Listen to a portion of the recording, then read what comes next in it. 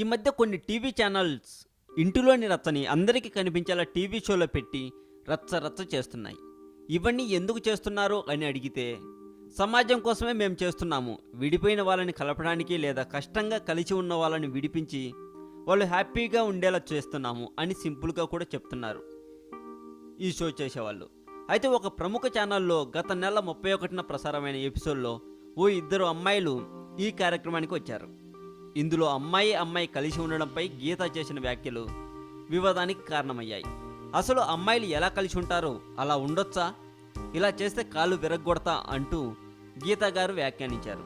దీనిపై ఇప్పుడు LGBTQ ఆగ్రహం వ్యక్తం చేసింది.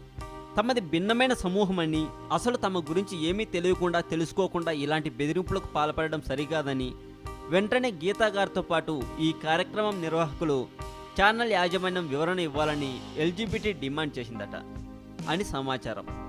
ఈ విషయం గురించి సోషల్ మీడియాలో తెగ మాట్లాడేసుకుంటున్నారండి.